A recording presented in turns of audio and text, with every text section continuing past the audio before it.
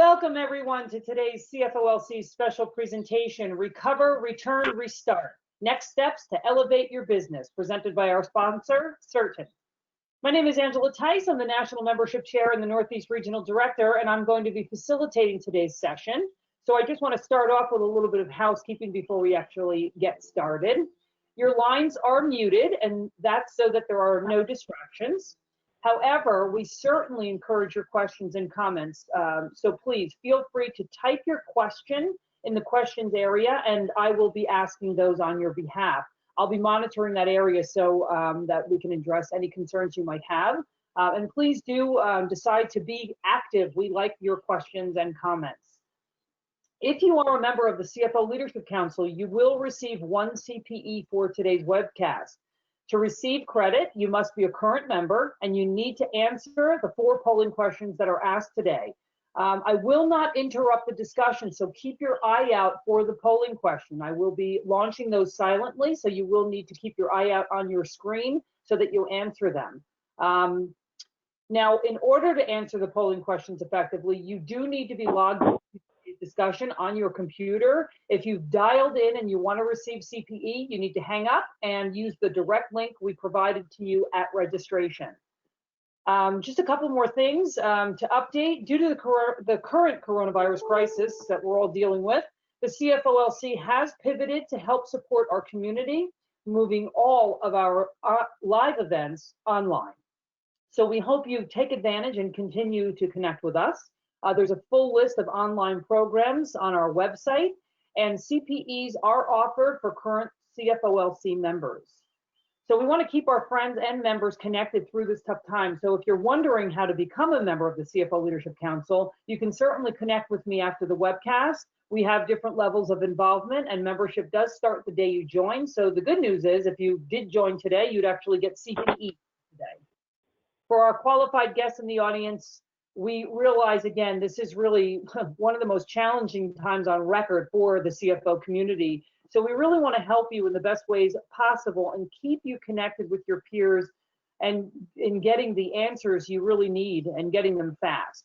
So we're making our online members-only forum, CFO Connect, available to you during this COVID time.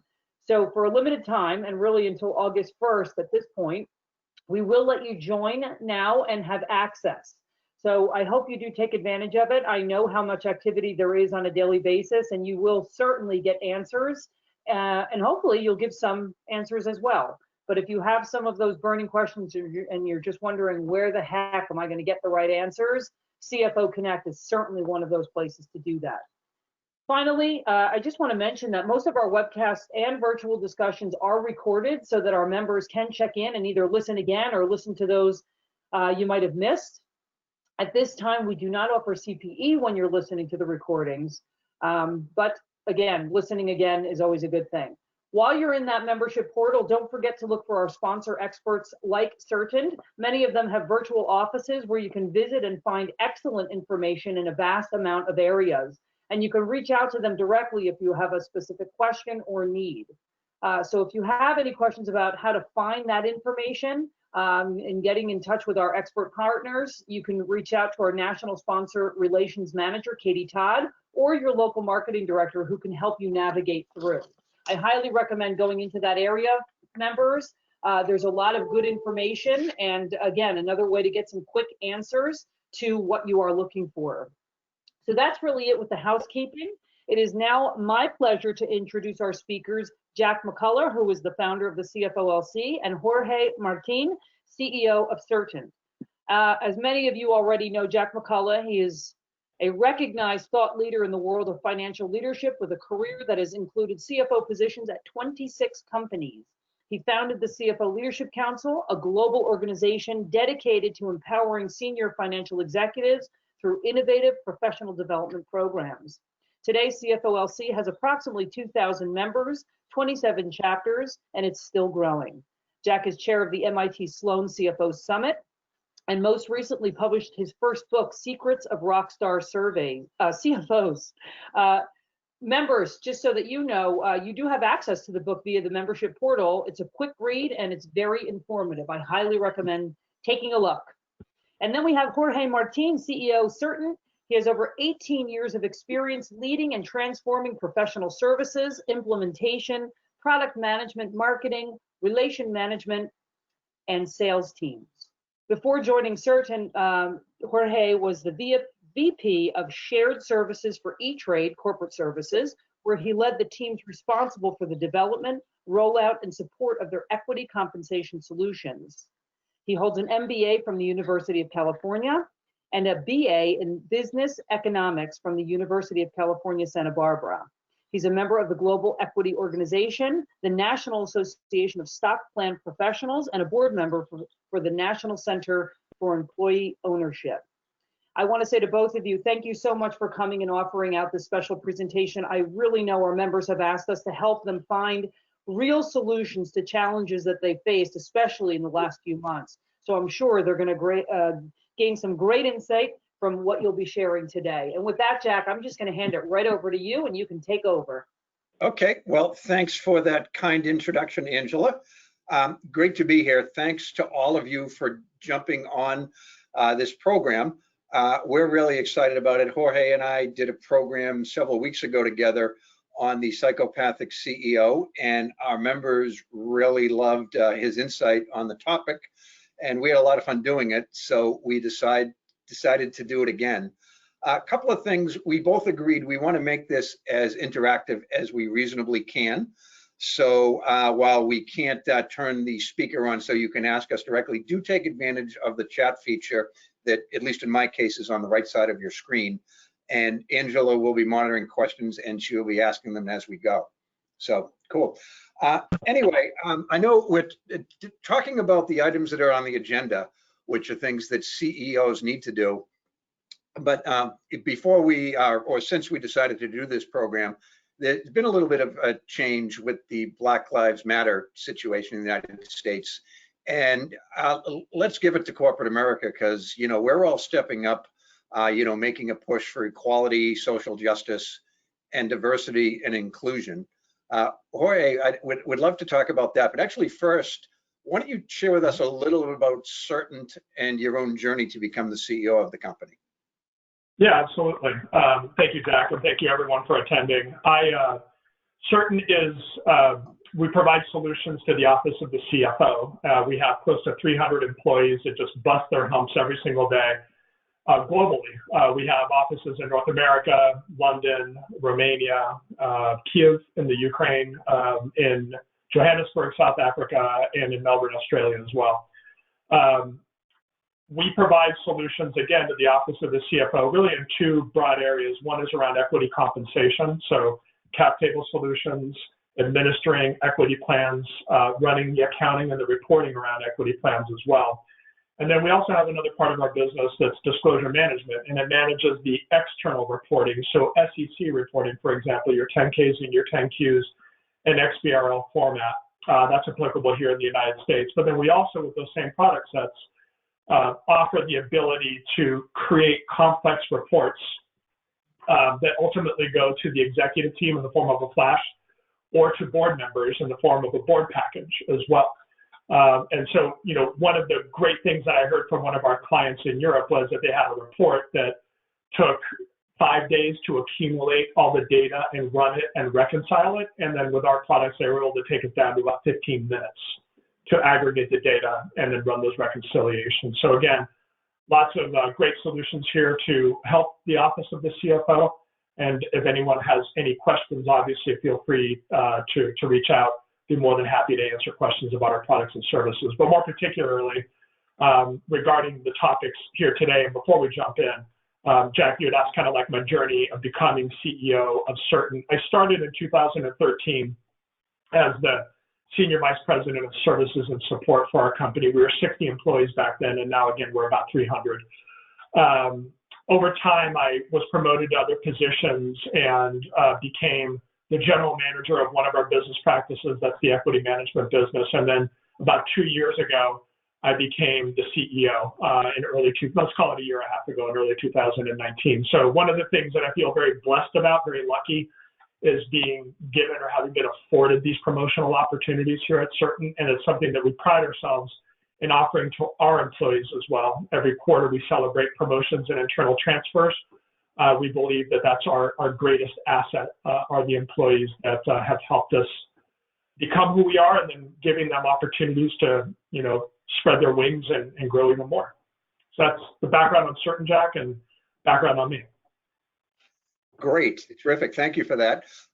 Just the following question is on screen. So if any of you were gazing off, I'll give you a mulligan here and give you a few seconds to answer it. But Jorge, one of the things we wanted to chat about is, diversity, inclusion, and justice. And I know this is important to you. Well, it's important to Certain, but it's also important to you on a personal level. And, it's been part of Certain's culture before this, but I think there's a lot of awareness now that maybe didn't exist a few weeks ago. But why don't you chat a little bit about D&I at Certain and, what it means to you as a CEO and, how you, might embrace it even more going forward? Yeah, it's a great question. And I will say, we as a community, as a world, really have been through so much when you think about it over the last 4 months. We have the global pandemic and a radical shift in how we work. And then on top of that, we had the death of George Floyd, Breonna Taylor, Ahmaud Arbery, in pretty short succession of time there. And, it's one of those kind of potential third rail issues as a CEO or as a leader of any organization that is really frightening to touch and approach. You can get credit for doing it well, and you can absolutely have a lot of risk in doing it incorrectly. So it's one of these things we made a decision to just address it head on at Certain. And it started really with me in trying to show how I kind of am empathetic, or how I became empathetic to the cause. And Jack, I shared with you a story that my mother and father came here in the early 60s from Cuba. And looking at me, you wouldn't know that. But they were subjected to discrimination early on. My friends and my family were. And in 1980, when there was another influx of Cuban immigrants in what was called the Mariel Boat Lift, we really saw a lot of discrimination there too. People telling us to go back to Cuba, Klan members having rallies in Florida telling us to go back to Cuba, not to speak Spanish. And for me, I walk out in the street, and again, no one other than me announcing my name or speaking Spanish to one of my relatives would ever know of my background. So I have the benefit of being able to, as I say, pass. I have the benefit of being able to conduct my business without discrimination. But those specific instances in my life gave me a glimmer as to how some of our fellow Americans, and frankly, people worldwide, what they experience day to day in life. And that's really the story that I shared with our team, and really kind of explaining to them how that helped me kind of understand just a little glimmer of, again, how some of our fellow Americans are and other citizens are experiencing life right now. So we took that and we also decided to have a webinar internally. We scheduled it for half an hour, and it was a communication session with some very specific ground rules. The ground rules were, open, honest. If you are already formulating a response in your head to what somebody is saying, you're not listening, stop, forgive yourself, listen. And that half-hour conversation was attended by 190 out of our 300 employees worldwide. It wasn't just a U.S. thing. And it went from a half hour to an hour and 20 minutes of conversation of people just sharing their thoughts and their feelings about this. And it was a broad spectrum of beliefs and thoughts. And, I was, again, scared to death of having this conversation, but I was just so incredibly proud of the way the organization handled themselves, how people shared their thoughts and their beliefs, and how professional and humane they all were.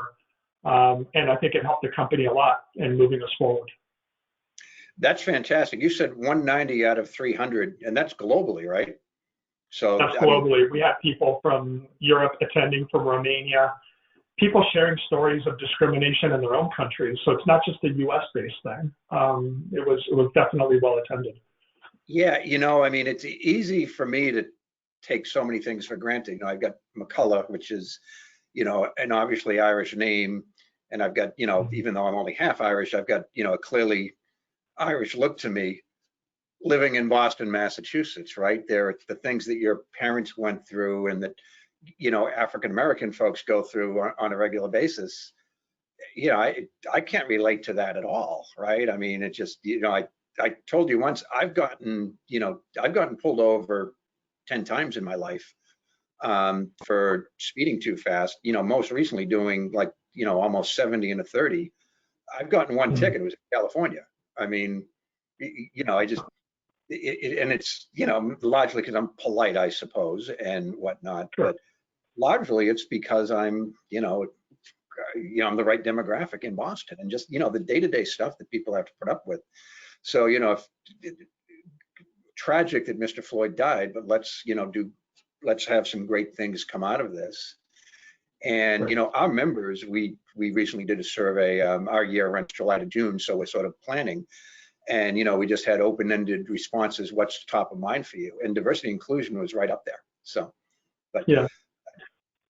it seems like, and forgive me, but, there aren't exactly a lot of Cuban American CEOs in the US tech community. So I'm Right. guessing Certain probably was a little bit ahead of the curve to begin with. Yeah, certainly in that regard. Look, I'm very proud of the opportunities that my parents gave me, the opportunities afforded to me, and the opportunities that Certain and our board of directors gave me as well. I'm also very proud of the diversity at Certain as well, but I will say this: we can always do better, without a doubt. And especially in hiring in tech and in software in the African American community, that's certainly an area we can do much better in. And those are things that I talk to community leaders about, friends of mine in business, and trying to understand over time how we can get better at this and address this. It's not just words, but it's also follow-up and really making a long-term commitment to this. The problem will not be solved in a matter of weeks or months. It's going to take years for us to get to a right place, but the steps start right now. Yeah, absolutely. And, the important thing, and I'm a CEO of a very small company, you're a much bigger one, but we can't allow this moment to be a moment. It's got to be a fundamental change in the way we interact with each other and the way we do business. So, cool. So, Angela, I'm just going to ask, are there any questions yet on this? Or should we, No questions yet, so we're good. I think everybody was just really interested in what you were just sharing, so thanks for that. And you can move on if you'd like to. Yeah, absolutely. Cool. Okay. So we had a few things we wanted to chat about. The first category, if you will, is about transparency and communications. And excuse me, losing my voice here. So Jorge, as CEO, naturally you want to show a lot of confidence and optimism, but at the same time, you need to acknowledge the challenges that you face as an organization. So how do you walk that tightrope? And also, how can your CFO walk that tightrope as well? Yeah, so I mean, it is maybe tightrope is exactly the same, the right word to use here. It's important to be very open, honest, and transparent, but there is a level of transparency that can potentially cause angst within an organization that you obviously don't want to engage in. But that said, we do take the opportunity to address these things quite aggressively with our organization. So, for example, coming out of Q1, we had a really, really strong Q1, but then the pandemic hit, and there are a variety of things that we had to do as an organization that may not have been popular, but the way we were communicating it was really important. So, the concept of promotions and merit increases, obviously ratcheting back on travel, things to really ratchet down and control our expenses as much as possible, not knowing how the pandemic was going to play out in terms of software sales. And so really getting ahead of that early on was critical to our organization. And again, kind of explaining to them, look, we're all in this together. Here are all the sacrifices that we're all personally taking to work our company through this pandemic.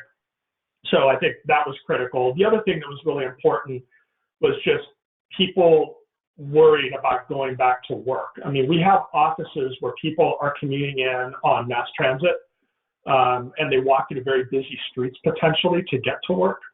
And so those folks are really worried about going back to the office. And so consistently communicating about what the opening plans are, which by the way, change all the time, and consistently communicating with folks is really important, and really taking that opportunity to listen, to hear them, and to adapt reopening policies, to adapt business plans is critical.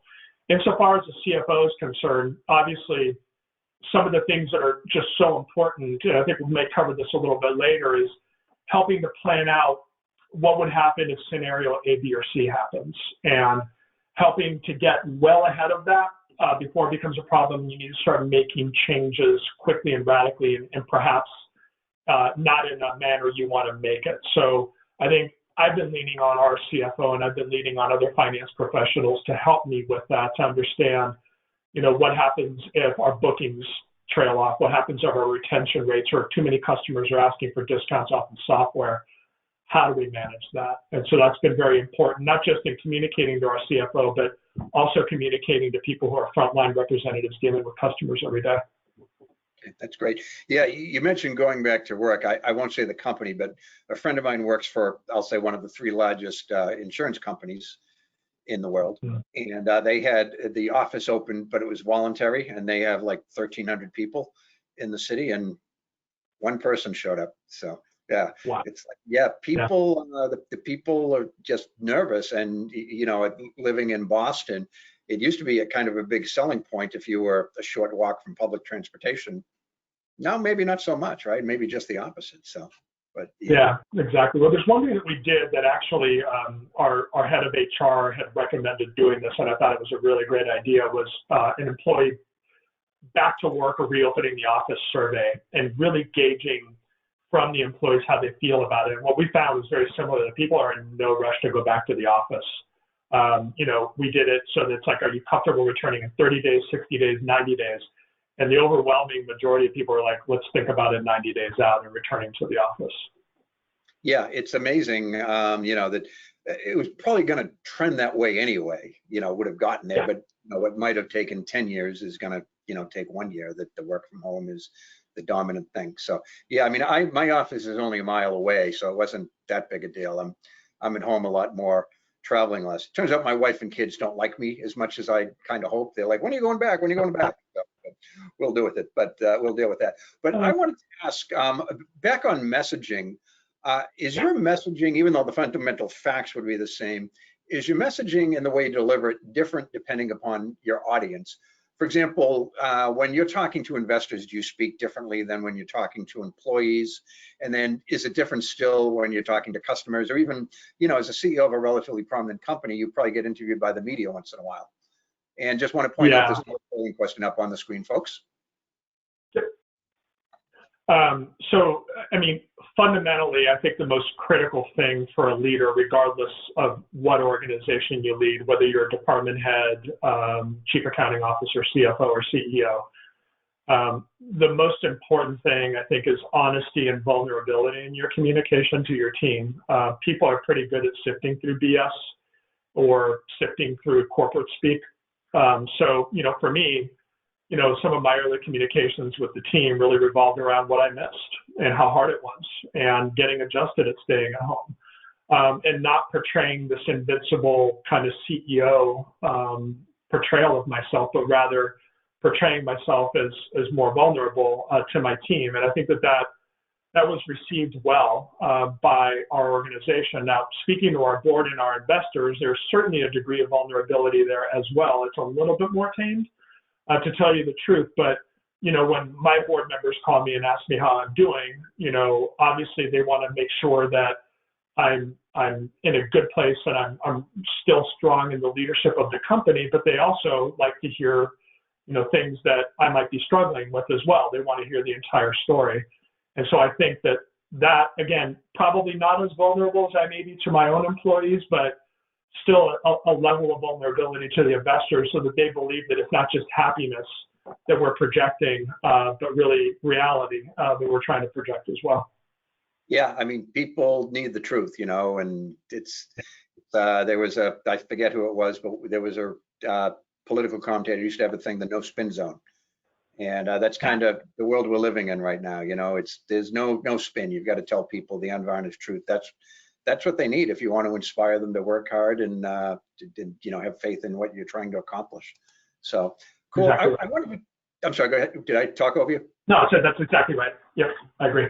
Okay. I wanted to talk to you about, how you as the leader sort of take care of the team. And it occurs to me with 300 employees, you have a diverse mix of challenges with your team. We have 29 and I have a pretty wide range of challenges that my team's going through. So what are some of the most common, and were there any that are kind of unexpected that just, hit you out of the blue? Communications. Yeah, so one thing that we do as an organization, typically even pre-pandemic, was a monthly town hall meetings and quarterly town hall meetings where we get everyone together and we speak about the business or departments within the business, where we're successful, where we're watching certain areas as well. And so that's continued. And again, even now where everyone's remote and working from home, I think we find that while these meetings are not mandatory, we get a significant amount of attendance. The Black Lives Matter webinar that we had is an example of that. And so those have continued. And I think some of the things that have been just a wonderful and pleasant surprise, when I sent out that email that I was talking about, just kind of my perspective and the empathy and how that's helped me see how African Americans in this country, or at least get a perspective of life, day-to-day life of African Americans in this country. What I discovered was an overwhelming number of people were sending me emails with their personal stories as well. And individuals you wouldn't have thought, again, looking at me, you wouldn't think that my family maybe went through some of the things my family went through. You had individuals who are sharing their stories as well. And it was very touching that they were willing to express that to me privately. They weren't doing it in a public setting. And so one of the things that I've been trying to do is reaching out to some of those individuals just personally, whether it's a text message or an email or an instant message or even a phone call, just asking how they're doing and how things are and how they're managing through this time. And I think that has been incredibly helpful as well. And it's not something that I widely broadcast. Obviously, we're talking about this right now. But I do think that that's also been very helpful in showing empathy and care to some of our employees that maybe have had a tougher time with the pandemic and obviously what's been happening in the Black Lives Matter movement and with the deaths that we've experienced over the last several months. Right, makes sense. Do you find, does it go the other direction? Like, do your team members check in on you just to make sure you're... Occasionally. Yeah, because, yes, you're the CEO, you're not Superman, right? So... Right. Yeah, so I do. I mean, there's certainly members of my direct reports, the management team, who are checking in on me frequently, which is great. And then there are also some employees that, I think they get and they understand that, this can be a fairly lonely chair to sit in. And so they do check in and ask me how I'm doing. And I'm greatly appreciative of that as well. Yeah, that's one of the things I tell the CFOs to, check in on the boss. He or she is not Superman or Wonder Woman. They're human too. They've got the same issues, maybe more complex than you're facing, and let them know that they're not alone in this. So it's a critical thing. And I know my team, the second week, one of my colleagues sent me an email at 11:30, and I responded immediately, and she responded back, "I didn't really care. I just was wondering if you were working. Can you please stop now?" They were just worried that I was going to, burn myself out in a 3-week period, but so many Sure. things to face. So, but that's great. So, Certain as a company, are you doing anything in particular to accommodate the changes people are facing? Be flex time, or some companies are buying office equipment for them to work from home, or? Yeah, it's a great question, Jack. So when we basically told everyone that we were working from home starting, I believe it was the 12th. I'm not sure I understand. Sorry. My Apple Watch decided to Siri me right now. Let me take that off. Well, that was So, not understanding what you're talking about. So. Yeah, exactly.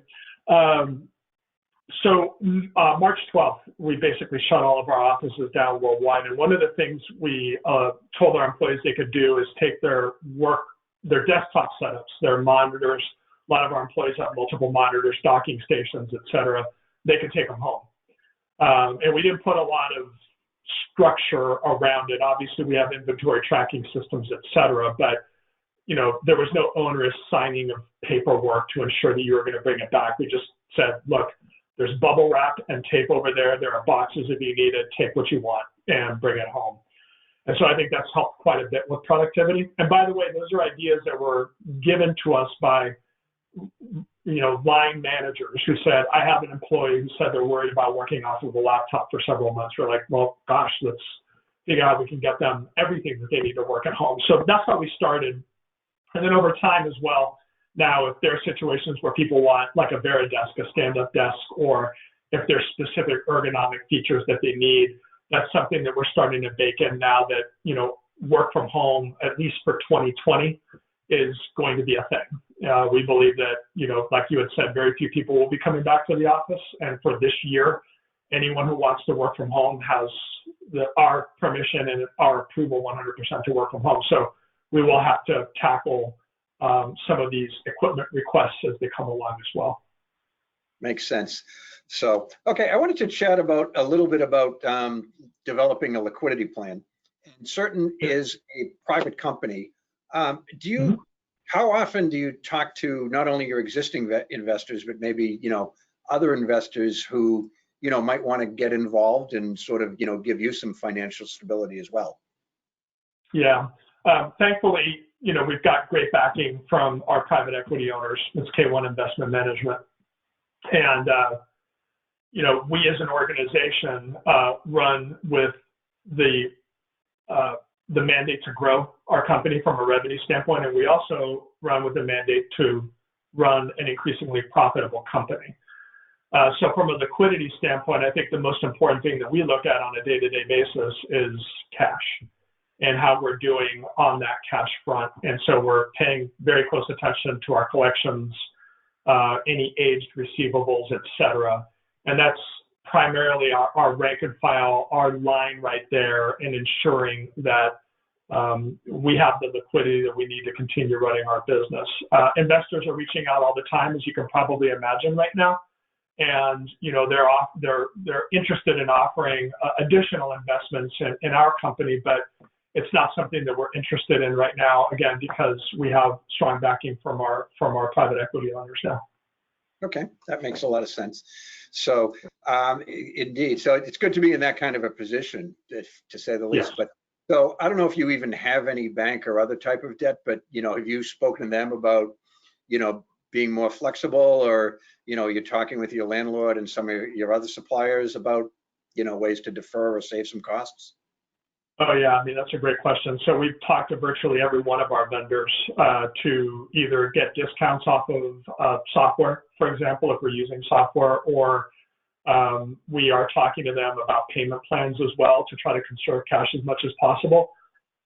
We're having conversations with every single landlord of our offices and having the same discussion, extending payment terms, reducing rent to the extent that we possibly can, and maybe tacking on some of the deferment of rent into a longer term lease, for example. So we're certainly talking about that. And in the case of any lenders as well,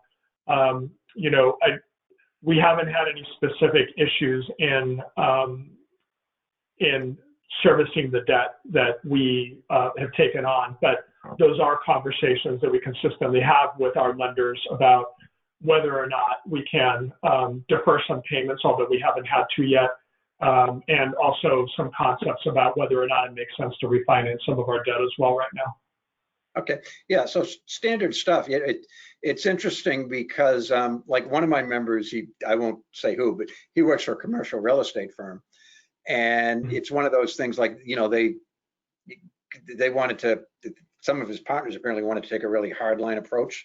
They do like real estate malls and stuff like that. They're like, if this thing broke out, they said, I don't give a damn what crisis we're facing. They're going to pay every nickel every month, and they're going to pay on time. And he was kind of like, geez, you've got like 25-year relationship with these companies. Do you really want to throw it away? So, people, I think we all have to be reasonable, and yeah. I was just going to add to that, Jack. You know, a lot of our clients are in the hospitality business or in real estate, oil and gas, travel, retail, and all of them are in positions where they are asking for discounts, steep discounts. Normally, we increase our software prices a reasonable amount every year. Some of them are asking us to hold back on that, and we're working with all of those clients. It makes sense to retain those relationships long term. And honestly, we talk a lot about employees and how employees feel when you treat them well and you're empathetic and the loyalty that comes out of that. But it's also that same way with customers. If you're willing to work with your clients who have a long-term relationship with you to help them through this tough time, then after the tough time is over, they'll remember that. And they are more likely to stick with you at that point, which is, I think, a great reason to be reasonable to people. Yeah, people like to deal with fair people and reasonable people and nice people, don't they? Oddly enough. Yep. So, yeah, you know, if you come from this and, you know, you save a few bucks, but everybody thinks you're a jerk, have you really done your company any good in the long run? Probably not. I mean, Exactly. you got to fight hard, but you don't have to be unreasonable either. So I'm curious on the other side, are you talking to your own customers on a regular basis to, you know, get an understanding for, you know, what their appetite is for your products? And, yeah, I don't know how you ask about their ability to pay for it, but I suppose at some point you got to ask that uncomfortable question. Sure. Now, I have check-ins with customers and contact them. I have relationships, long-standing relationships with a lot of users of our products. And so I'll check in with them to see how their business is doing, how their families are doing. And, you know, normally those conversations happen either over email or I'm calling them as well. But you know, one thing that we do is regular kind of weekly, daily stand-ups with our customer-facing teams to really understand what it is that they're hearing from their customers renewal time. And I think it's important because it helps us to gauge how we respond to the customers. It's also important because, again, we talked earlier on about scenario analyses. It starts giving us some leading indicators as to where this may be going in terms of more customers asking for discounts, for example. So staying very close with the rank and file and staying very close with the field is critical. And by the way, the people who typically attend those calls are our Chief Revenue Officer and our Chief Financial Officer. And I certainly attend those calls on occasion as well. But as a CFO, they have a really good opportunity here if they're having these kinds of stand-up meetings with the field organization to get a leading indicator as to how customers are moving with regards to discounts or the health of their company. Okay, that's great. Hey, Angela, are there any questions at this point? No, not at this point, Jack. And again, I think that your conversation is just so interesting that people are interested in listening. Yeah, to remind everybody, it is in the questions area. So if you do have a question or a comment, please feel free. As you can see, Jack and Jorge are ready to answer. Okay, there you go. Okay, one of the other things we wanted to talk about is, you know, I guess basically, you know, taking care of yourself. And, you know, I know you have a lot going on as the CEO of a growing company, but, you know, are you able to find time for yourself? Are you exercising? Are you eating properly and, you know, getting at least something approaching normal levels of sleep in your personal life? Yeah, I mean, that's obviously, I think, something that I've been really reminding myself to do. I think the workout piece can certainly be hard. You know, our days start early and they end late, but it is critical to get that exercise in. I've also found having quiet moments, whether you use that quiet moment to reflect, the quiet moment to meditate, whatever that may be, is just so important. And, you know, I found myself at times feeling the anxiety kind of building up and building up. And I remind myself to take a little bit of time, put on the headphones, maybe do some breathing exercises, and then afterwards I feel so much better. And you know, I hit that often when, again, I'm starting to feel that anxiety and that stress. Sleep-wise, thankfully, I think my wife will tell you that's not an issue, judging by maybe my snoring. But, you know, I'm trying to get as much sleep as I can. And then the other thing that I'm really trying to do as well is, you know, as leaders of an organization, it's also easy, for example, to start working through a weekend, but really take the time to do those things on the weekends with the family, with friends, with whomever you want, even with yourself, to help you to recharge. I mean, that's a really critical thing. And trying to keep the weekends as sacred as possible right now has been another very important thing for me. Yeah, that's important stuff. Did you have, were the polling questions visible to you as well? Yeah, I wasn't looking at this most recent polling question. Yeah, it was like, what are you doing for exercise? One of the options was eating potato chips. Hopefully not a bunch of our members are eating potato chips and thinking that's exercise. But Hey, Jack, yeah. I will interrupt because I do have a couple of questions now, if you don't mind. I don't mind. Awesome. So first question is, what has been the biggest impact during the COVID that you feel will carry into the new norm when business is back to normal? Or Wow, as normal? that's a really good question.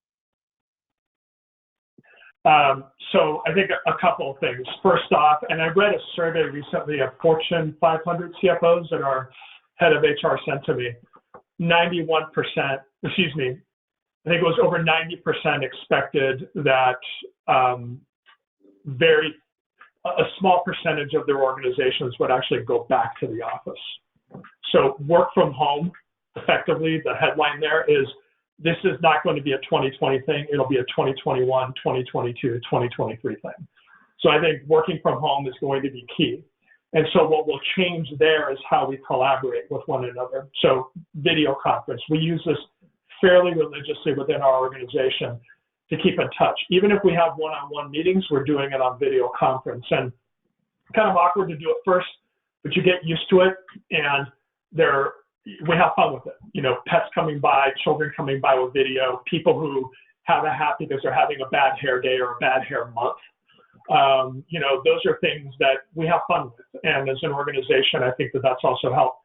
I think the other thing is collaborative software solutions that help the office of the CFO collaborate more effectively, especially in these remote environments, is going to be critical. You know, what you were able to do just by peeking over someone's cube or walking to the office next door is just simply not possible. So workflow software that allows you to collaborate more effectively, to produce reports, to close your month, to close your books, is going to be really, really a big game changer in the coming months. That sounds good. Did you say bad hair day? Yes, I did. go through life having a bad hair day. That's part of my. Oh, I'm sorry. Go ahead. I'm sorry, Jack. I'll go ahead. So there are two more, and one actually is kind of a follow-up, and they both kind of have to do with real estate. So the first one is actually the second one. However, the question is, what do you think the impact of people working from home indefinitely will impact cities and communities? Yeah. So I think about this. So just in our community alone, we have a local dry cleaner that I've used forever. And I think to myself, I mean, what is his business like right now? I mean, when you're conducting your business from home, you're obviously not in need of those services as much. And then it really cascades through so much of the community. That's just one small example, and I'm sure everyone on this call can think of other downstream effects of, you know, what happens when people are working from home and they're not going into the office, and the impact that that'll have on the commercial real estate market. I think, you know, from my perspective, I believe that, you know, commercial real estate prices are going to continue to fall. Rents are going to fall as well, especially since people are going to need the capacity that they have in the offices. You just take a look at what's happening in San Francisco, for example, right now, where companies like Twitter are saying you can work from home forever. Facebook is decreasing their footprint in those offices. And we're seeing, actually, forget commercial, residential rents are starting to drop in places like San Francisco right now too, which is probably not a bad thing since they were pretty high to begin with.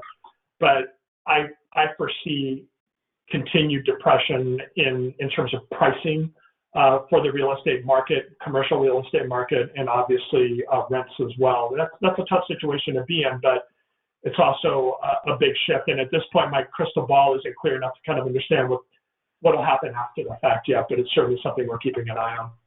Yeah, it's remarkable. One of my colleagues told me a story. And then the next day, the same thing happened to me. And I live closer to New Hampshire than I do to Boston.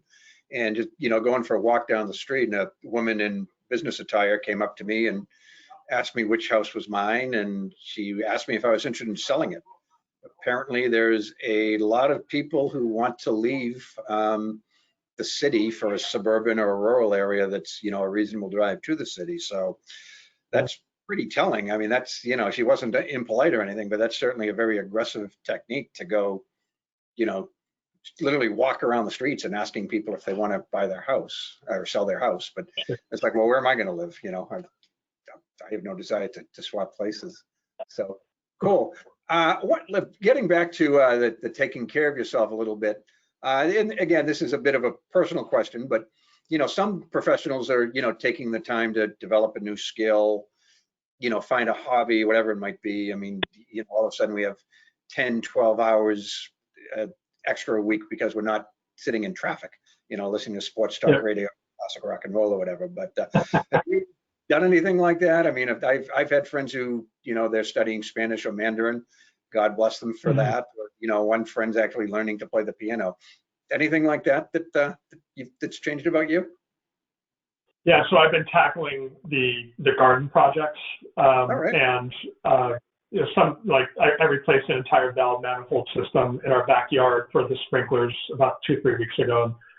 That was an intensive project, but it certainly occupied my time on the weekends. But more specifically, like during the week, I've had a guitar for 20 years that's basically sitting, and I can play a few chords here and there, but I actually made a conscious effort to get online classes and courses that will teach me more fundamental skills in playing the guitar. So I've been working on chord progressions and trying not to sound terrible. I'm trying not to make my dog howl when I play. But those are some of the things that, even in between some calls, I can pick up the guitar, run through some progressions, put it back down. And that also helps me kind of clear my mind out too. Yeah, that's what it's all about, right? Yeah, I've got both of my sons are autistic. And, one thing about autistic children is they don't really get the concept of lying. So I was actually just killing time. I was doing karaoke and Hunter came up and said, "Daddy stinks, shut up." Okay, so my singing career, maybe learn an instrument, but maybe singing isn't what I should be focusing on here. Because if he says, he says it's true. I can definitely take that. So anyway, I'd love to chat a little about scenario planning. And before the crisis, I'm assuming you did at least some scenario planning. Did you find it effective, and have you changed your approach since the crisis? Yeah, I found it very effective. And so our scenario planning, we were looking at a few different impacts. So what happens if our renewal rate drops below the forecasted renewal rate for 2020? What happens if bookings or sales of our software come in below estimates by 10%, 20%, 30%? What happens if add-ons on our client base are decreasing as well? And then the other thing we took a look at was what happens if there's an increase in bad debt beyond what we've got right now, because people either were reneging on paying or were asking, canceling contracts entirely. So we're kind of looking at that in a low impact scenario, a moderate impact scenario, and a high impact scenario. And then we took a look at how Q2 went, since this is the beginning, this is the first full quarter of the pandemic. And then that helped to inform us whether we were going to fall within a low impact or a moderate or a high impact scenario. We also took a look at other things that we call revenue levers. And so are there things within our client base that we could potentially use gracefully during this pandemic to get more revenue out? So, are there people that have very steep discounts in software below list that we can then start ratcheting them up a little bit over time? Are there people that have missing entitlements to our applications?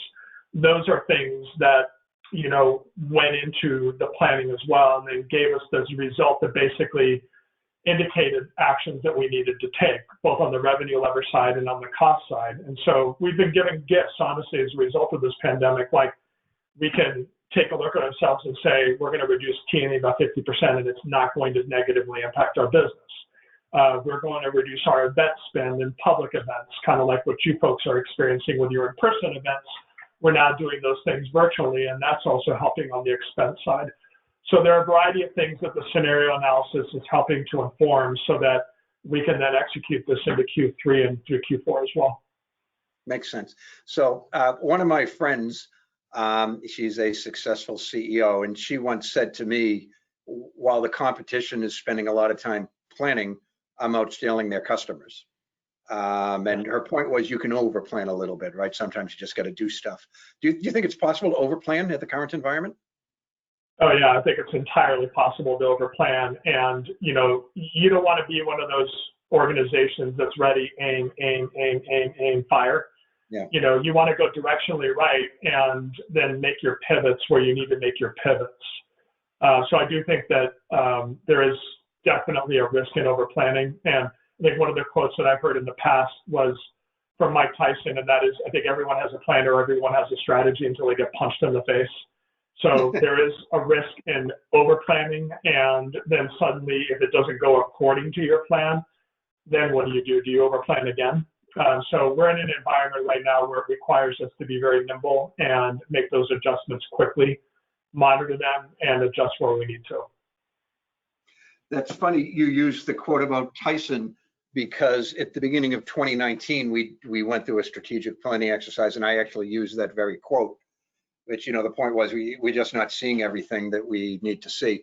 By the way, there is a polling question on your screen for those who need to get the CPE. So this one's not as funny as the last one, unfortunately, but a good question nonetheless.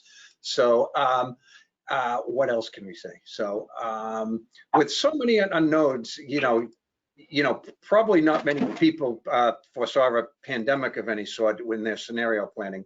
You know, there's so many unknowns right now. You know, how accurate have you been so far with your planning? Is it? You know, so far, I think we've been fairly accurate. I also think that we've been somewhat lucky as well. I think thankfully our software is not a nice to have for most people. They have to have it. And so we have not seen the impact on or the increased churn that we were worried about earlier on in the pandemic. I will say that one thing that our private equity owners did early on when the pandemic struck and the lockdowns began to happen was they were literally flooding us with webinars and case studies of other executives who went through the 2008 financial crisis or the 2002 dot-com crash. And then they were talking about the things that they were doing to get ahead of it and planning. And so I think a lot of that also helped inform what we were doing and the direction we were heading in. And really, you know, coming out of the first half of this year, it's helped us get into a position where we can start doing things like what your friend's saying, and that's taking away customers from our competitors. Yeah, you definitely want to do that. I'm kind of curious, do you think you're meeting with your CFO more often now during the crisis, or you're less often, or has it changed at all? I think there's more frequent informal check-ins between me and the CFO, our CFO as well. So, you know, we have daily stand-ups, and that's the entire management team. And you're kind of talking about what it is that we want to accomplish that day and any blockers we have in accomplishing those things. We have weekly management team meetings as well. And then obviously in between all of that, there are check-ins that happen quite often about any number of things, receivables, for example, planning, expenses, those kinds of things. We're having pretty frequent communications. Makes sense. So cool. So, you know, there's a saying, first survive and then thrive. And I don't want to say survival was easy for you and certain, but, you know, you have a great product, strong brand, phenomenal team. And, you know, you just said your customers, they do need to have your product or one like it. Yep. So, you know, but how much time are you spending thinking about the post-COVID future of Certain? I'm spending quite a bit of time. Yeah, so right now, I mean, there are expansion opportunities in terms of other markets we can potentially go after right now and make investments in those markets. There are potential acquisition opportunities that we're always taking a look at right now that will help strengthen our suite of solutions into the office of the CFO. So those are all really kind of important things that we're looking at, not just post-pandemic, but right now during the pandemic as well. And then there's always the opportunity, I think, to take a look at talent out there as well, people who can really help move the needle. And some of those individuals may not be comfortable in the organizations they're working with, or maybe those organizations aren't doing as well. And so there's always an opportunity to really bring in a great group of people as well to help move the needle forward. And those are some of the things that we're looking at right now. Yeah, because it's interesting because it went from almost impossible to hire people in the tech community. Suddenly there's some amazing talent looking for some new challenge that could hit the ground running. So Angela, are there any questions from the audience? We've got about 5 minutes left, and Yes. I want to address them if we can. Definitely, and thank you for taking the time to answer the rest of them.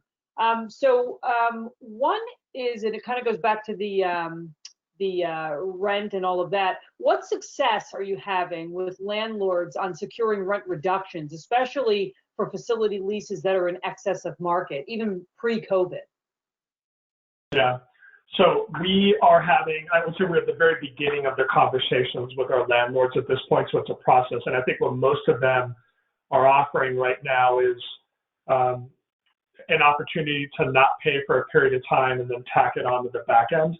And obviously from a negotiation standpoint, especially in our rents and our leases that are a little longer term, we want to be able to affect a reduction. And that reduction could be in what we pay per square foot, or just reducing the amount of square footage we need post-pandemic as well. So I think those are negotiations that are ongoing right now, but ones that we're having with all of our landlords.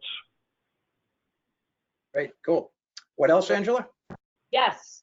Another one, just hitting on the whole working from home. Have your employees handled issues with having children home from school and required balancing of responsibilities of a working parent? Is your company allowing flexible schedules, or what other solutions have you found that work? We are absolutely allowing flexible schedules. And so the tough thing was at the very beginning of the pandemic, when everyone was, I shouldn't say everyone, but a lot of our employees, they were in the same boat with regards to having to homeschool their children. What we didn't want was everyone taking flex time at the same time, or people taking time off at the same time. So we really worked to make sure that we did it in such a way to allow that time, allow the ability for people to work off hours if they wanted to, and really spread it out so that, again, we didn't have half of our workforce taking a day off at the same time. That would have been pretty tough. Our team members were really understanding about that and worked with us on it. And honestly, it came from a care for each other, because if they were taking that time off, they may overly burden another coworker, care for our customers, care for the company as well. So I think it really helped out that we were flexible and then our employees were flexible as well. That was huge. The other thing that we're doing is celebrating the awkward interruptions that happen. So, I had a meeting, a video meeting with a key partner of ours, and we were going through a demonstration of the product, and our solutions engineer that was doing the demonstration of the product on video had her daughter developing this massive blanket and pillow fort behind her.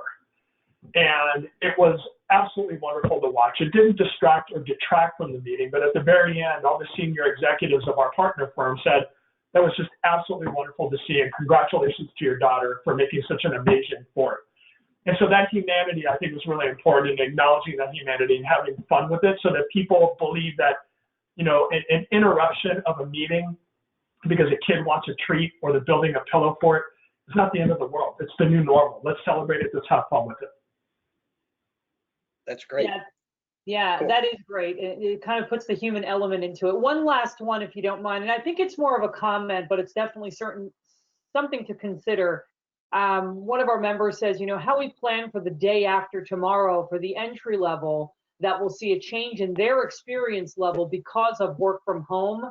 So automation, AI, which will have permanent impact on businesses, communities overall, and that's how and what we consider a base, and that is an interesting concept, right, from these people who are just starting in the workforce. I think that's the point he really wanted to make. Yeah, it's a really good point. And, we're still hiring. We still have entry-level people coming in, and it can be very lonely. So it's important and critical, again, that we're doing things like this, video calls. For new employees, I always make an effort to welcome them, to offer my contact information and say, anytime you want to talk, please talk, call me. And so I think that helps integrate them a little bit better. But the point about AI and machine learning is a valid one. I think there will always be a need for human interaction and human analysis, but more and more realistically will be handled by algorithms. And so that's certainly something that we need to take into account post-COVID as well. Yeah, I'm old enough that early in my career was when PCs were sort of coming to the forefront. And by background, I'm an accountant.